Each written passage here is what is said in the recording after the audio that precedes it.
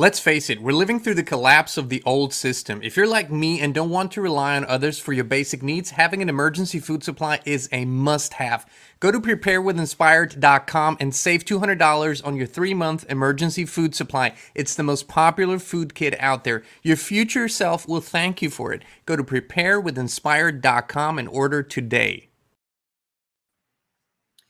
Well, hey, Inspired Tribe, my fellow freedom lovers. How's it going? It's John Nolan here. Thank you so much for tuning in to this live stream.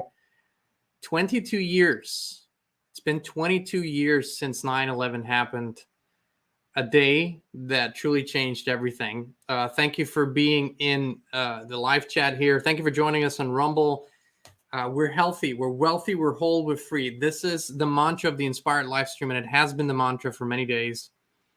Why are we still talking about 9/11? Why are we still talking about an event that happened 22 years ago with everything that is going on in the world today? Well, it's all connected. And we all have a personal story. And there's many, many human stories that are connected. And over the years, we met quite a few people that were intimately connected to 9/11, that had personal experiences, that had lost loved ones. But this is such a big story, and I want to share a little bit of where I was. There's a very, very well-known song by Alan Jackson. Where were you when the world stopped turning? That September day. Where were you? And we've heard this over and over again. When big events, traumatic events happen, and this was a mass trauma event, then everybody knows where they were. People know where they were on JFK. People know where they were on 9/11. People know where they were at other big things when they happened. But 9/11, I can tell you, I was just coming home from the gym, and I don't think I ever turned on the TV, but I might have heard something in the car on the radio. I don't remember why, but I came home, I turned on the TV, and there it was. The whole thing started to unravel, unfold, and I think one of my initial reactions, maybe 5-10 minutes after having turned on the TV and kind of beginning to grasp what was being reported, I called my dad and I said, "Shit, this is war. This is war. I mean, we're gonna go to war over this, and this is gonna be huge." I had no idea, really. I just, that was just an instinct, but we all knew. I think that day something so out of the ordinary had happened, something so huge in proportions that we couldn't grasp it yet. And its implications are still, the ramifications, everything is still unfolding more than ever, actually. But if you think about what the official story was, and how far the truth removed is. Yesterday, I went back and watched, after years, I watched some of the original news clips that you could get from that day. It's not easy to find. Most are kind of edited together. But if you find, like, for example, I looked the morning show of Fox and Friends, which had been around back then, and they were having a normal Fox and Friends show, and then all of a sudden the news alert came in, and that's all they talked about, of course. But I was in a I don't mean to be in any way, disrespectful, but I was amused at the language that I heard. And I'd heard it before. I was just reminded of how they were already infusing certain phrases and words, right? Like, oh, the fire was too intense, the steel would melt. It's probably because there was too much fuel in the plane. And so that's why the building, it was structural failure. And that's why the building collapsed. You had all these buzz phrases that would be used over and over and over again, which basically in hindsight tells you was a production. And it was really a production, right? It was a huge production that day. But I remember that 9/11 was not my first introduction into the idea that this world and the power structure is nothing like we think it is, or nothing like we're shown it is. Not at all. But it was the beginning of forensic deep research, right? I had research before, but it was more like, okay, I read books and I put pieces together. But this 9/11 sent me on a journey over years, sometimes into fanaticism, where I really went very, very deep. And the things, you just go, when you start connecting all the dots, a clearer picture emerges. And there's a premise in crime solving and problem solving in general, is when you look at all the evidence, some that is solid and some that is circumstantial, some that is empirical, some that is of other nature, and you put it all together, the most likely scenario that appears after you look at all the evidence is usually the right one. I mean, that's kind of how it usually goes. So, I started looking at everything that other people were looking as well, because remember, that was the early 2000s. The internet was a very different place. It was a beautiful place, by the way. But it was very different. We didn't have YouTube. We didn't have Facebook. We didn't have basically almost any social media. I think there was MySpace or something like that. I don't know. But at any rate, we didn't have that. So the connecting of dots, especially watching video files back then, it was something that was painful because it took so long. The processing power and everything, and you had the dial-up and God knows what. But still, we were looking into these things, actually quite many of us, and connecting throughout the world and putting together the pieces of the puzzle. And one thing that I remember, one of the first questions was for me, is how in that instant, like when I watched that footage, Fox and Friends, the minute that the towers came on and the fire was shown from the first plane hitting, that was maybe a few minutes into the whole thing. The anchorman says, if this is a deliberate attack, we have to look at the most likely suspect. Guess what the first name was that he mentioned? It was Osama bin Laden, right? So yes, of course there were past incidents with bin Laden or connected to bin Laden. I understand all of that, but it was just so put together. And so I believe one of the things that I stumbled upon very quickly was a think tank in DC called the Project for a New American Century. And it was started in the late 90s. And it had all the neocons in there that would later be in a Bush administration, or a lot of them. I think Paul Wolfowitz was in there. I believe Dick Cheney was in there. Rumsfeld was in there. I do believe Condoleezza Rice and others. And the Project for a New American Century was basically this plan over 20, 30 pages. They laid it out, what they would do and how they would make America the leader in the 21st century and expand the leadership. And it required all these wars and military interventions and changes of leadership in Middle Eastern countries. Coincidentally, all those countries that were later invaded or fought against. And so they said, we have this plan, this master plan, but it's going to take decades to implement unless we have another event like Pearl Harbor. I had chills down my spine when I read that, because they published that, I believe, in either late 1999 or in 2000. And so then, even if it was in 2001, it was way before 9/11. So they published that. And what did we get? We got this 9/11 event that was the same as Pearl Harbor, because it kicked off World War III. In a sense, it kicked off World War III. And it's been going on ever since, right? So you have this, and when I saw this on paper, and when I connected the dots, that the people, the minds behind the Project for a New American Century think tank were to a large extent embedded into the Bush Jr. administration, it became all very clear. But I went down some very, very interesting rabbit holes. I talked to surviving members of families, and there are all of these known facts about 9/11 that make no sense whatsoever. We all know about Building 7. We all heard Larry Silverstein, the owner of the World Trade Center buildings. We know about the insurance story. We know about how he said on live TV, pull it, right? We later heard the likes of Dick Cheney and Donald Rumsfeld on TV saying, we shot the Shanksville plane down, but this never really penetrated the minds of the masses, or it did, but it was never publicly really acknowledged that that was said on live TV. But I went and did something. I looked at all the names, and the reason why I'm sharing this with you, because to some of you, it's not going to be new information. There's a point to this whole live stream here. I went to the found all the lists of people that had died that day, supposedly died that day.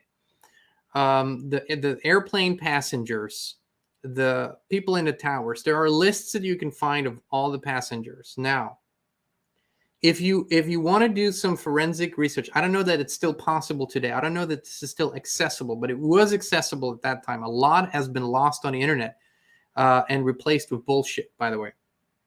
So I went about 2 years or maybe a year and a half after the event, and I compared the names with the Social Security Death Index, which is everybody that has a Social Security number in the United States, when they pass away 6 months later, at the latest, that you will find them in a Social Security Death Index if their death was reported. So if you run 3,000 plus names that I did manually through that database, I came out with a much, much lower number of actual names matching up with the Social Security Death Index. I don't remember that, but it was at least it was maybe a third of the names that I could find in that death index.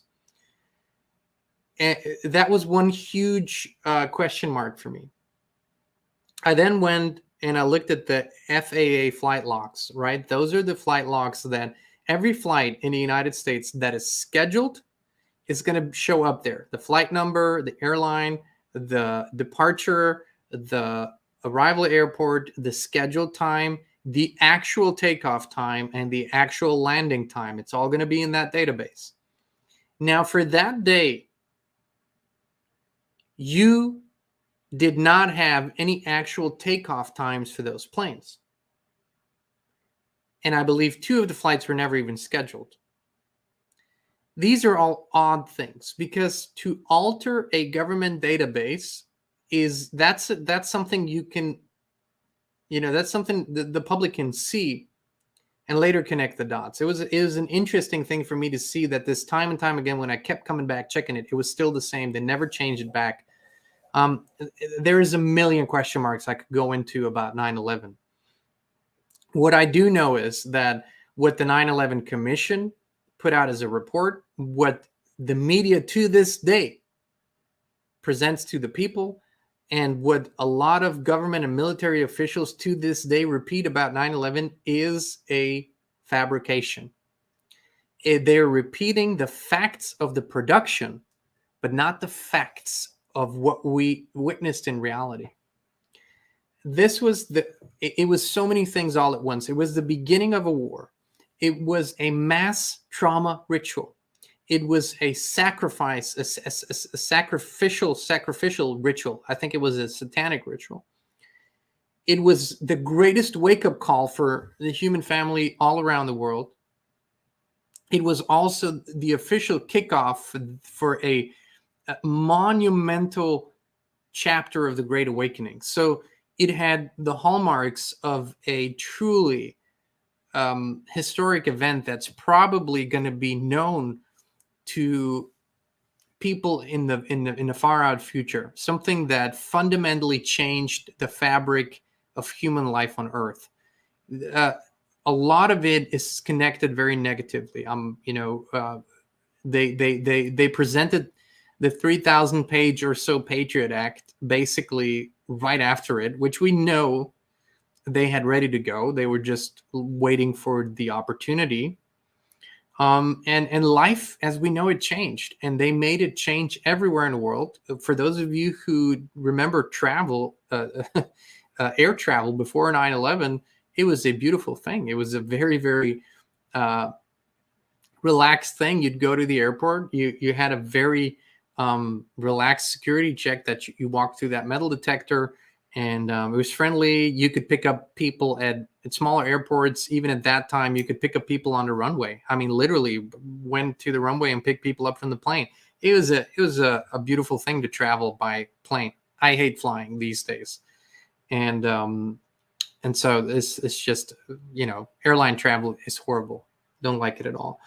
But if we look at this event, 9/11, and then we look at all the following events, with each world event that had big implications, more and more people were literally shaken awake from their sleep. They were literally woken up, quite rudely, by the way. And so when we hit 2020, you already had millions and millions and millions of people who could at least see this might be just like 9/11, just like the others.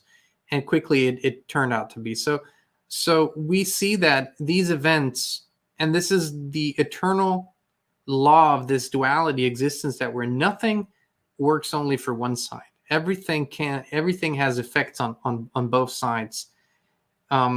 So how can we look at so much suffering, so much horror, so much trauma, so much death, destruction, and feel appreciation?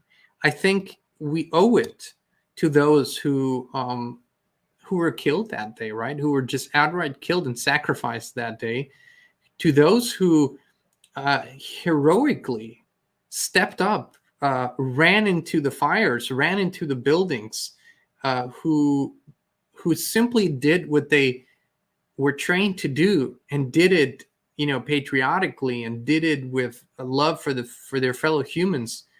We owe it to all these people who later died of sicknesses, or who were murdered because they saw things they weren't supposed to see, because they saw and heard bombs going off that officially weren't there, because they could put people in places that they weren't supposed to be put, and stuff like that.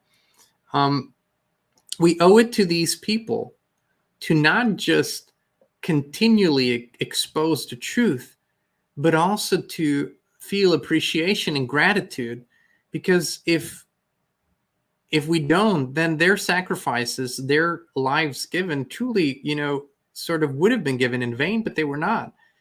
We owe them a great debt of gratitude. Also, reminiscent of, what happened in 2020 and moving forward, what did you have? You had a lot of scientists and doctors. You had the Great Barrington Declaration and other organizations or other documents where doctors and scientists unified on, that defied the official story, and where people went on a record and they signed affidavits and whatnot. You had the same thing with 9/11, where all these physicists and all these engineers and all these scientists came forward, and thousands and thousands of them, and said, what we are being told cannot be true from a physics standpoint. The laws of physics don't allow for the official story to be true.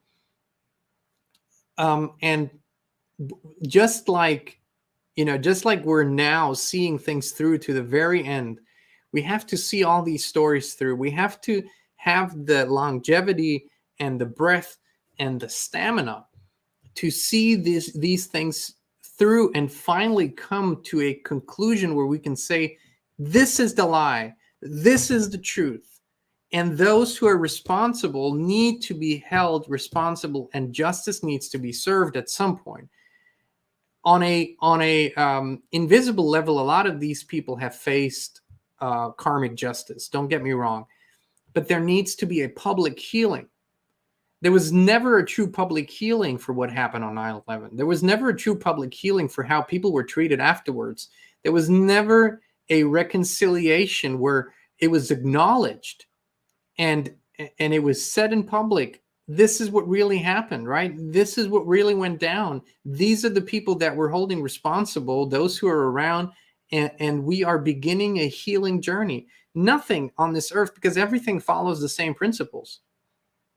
You cannot overcome a trauma. If you really want to heal, then you need to expose yourself to the truth of what happened. If you don't see the truth of what happened, there is no healing moving forward. And to this day, we haven't had, I mean, people were hoping that it was going to happen under Trump, that he as a president would come out and finally, give everybody the lay of the land here and said, here's what really happened. And it didn't happen. It might happen, who knows, in the next years. But this needs to happen. See, this is still swept under the rug.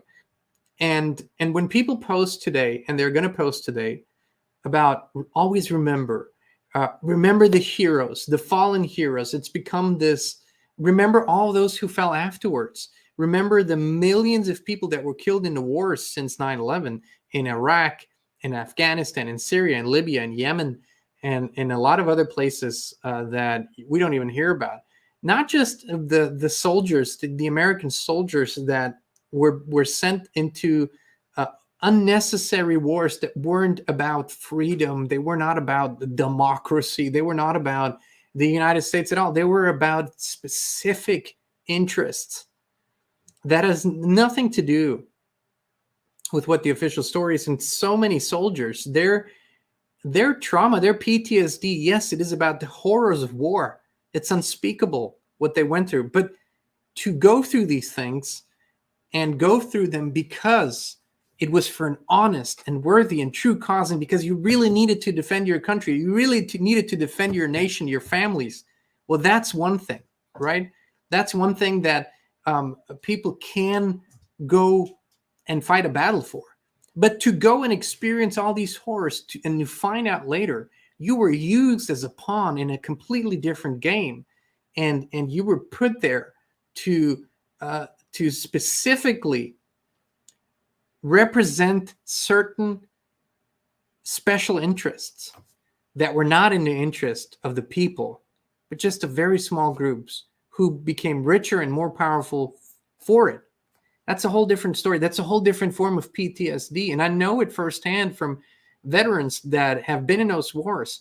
It makes their sacrifice so much more painful when they realize how they have been used and how they have given their all. And these are all things that need to be talked about and healed if as a nation some healing is going to happen. So if we stop before it's done, then we're going to build whatever comes next on a shaky and half-truth foundation. And this is why, I just, before this live stream, I just logged off with Gareth Icke, David Icke's son, and recorded an interview. And it's sort of like, once you see things, that's what we agreed on actually in the interview. Once you see things for what they are rather than for what they are presented to be, once you see at least parts of the truth, you can't turn back. You can't stop. You can't just go and, live life as if nothing happened. We have to see this through on all levels, on the spiritual, on the physical, on all levels, and get to the bottom of these things. There are past generations and future generations that we owe it to.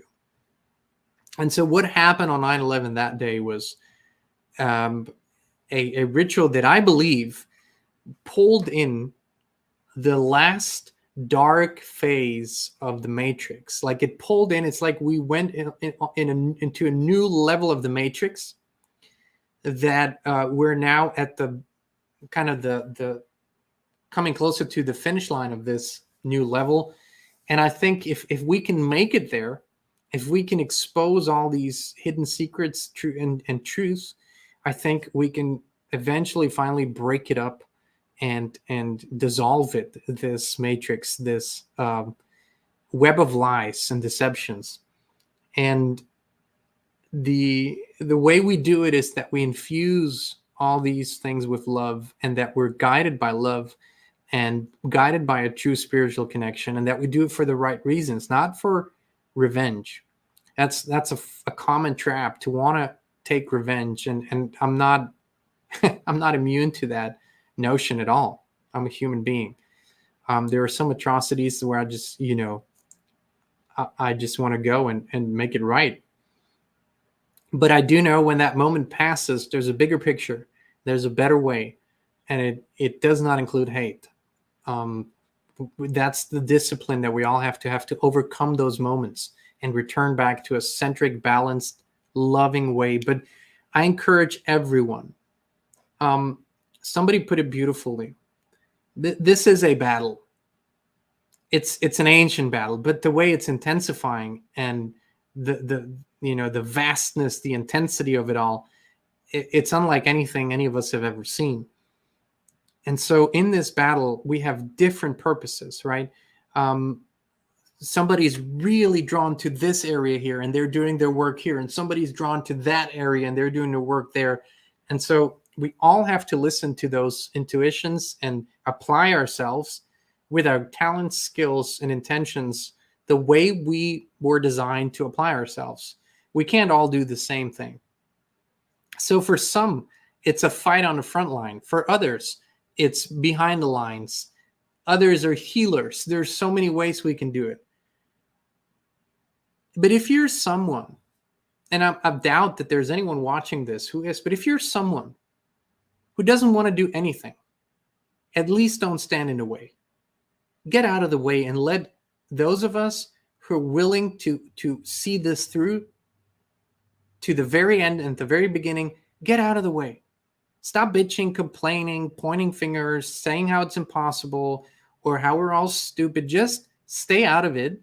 Go whatever you want to do and get the hell out of the way. There's no time for impartiality. There's no being impartial to this. There's no sitting this out. There's no sitting on the sidelines and watching this play out. There are no objective observers for this. There's no such thing. Everybody has to get involved. This is what this time is. And so those who pretend they don't want to get involved, get the hell out of the way. That's all. So yeah, I wanted to come on and share this with you all. And the reason why I'm not just hopeful, but why I know that we eventually will come out of this in a completely different state, one that is still hard to describe, is because there are eternal laws at play here. The prime creator, I'm not talking the God of this world, I'm talking the God of everything, the creator of everything, the source energy, has put laws into place that cannot be broken in any dimension, anywhere. They apply everywhere. And one of those laws in the most simplest terms, and you heard me say this before, is you reap what you sow. Now, it doesn't mean you sow in spring and you reap in fall. Sometimes you sow generations back and that's when you reap, but the law applies. The law applies. So what we sow, we will reap. And for those who sow chaos, death, and destruction, and death, and mayhem, that's what they reap. And that's the eternal law of life. And that's why I know our intentions, our actions, our words, our deeds are creating something that is so beautiful. And we are breaking up this matrix here. We're breaking up the simulation. I want to give thanks for everybody that on a higher level agreed to be part of this mass sacrifice event 22 years ago, that gave their life, that allowed for us to see something so clearly. I'm filled with gratitude. I'm filled with gratitude even to those who, returned to service. They went back into the armed forces because they had pure intentions. As a matter of fact, not just in America, but all over the world, but especially in America, some of the very best in people came out after that tragic event. And this is something that these dark orchestrators, because that's when the human creativity kicks in. That's when the human connection kicks in. That's when things are created and implemented that nobody could have anticipated. That's what these dark forces don't possess. They don't possess that power, and they can't even anticipate it.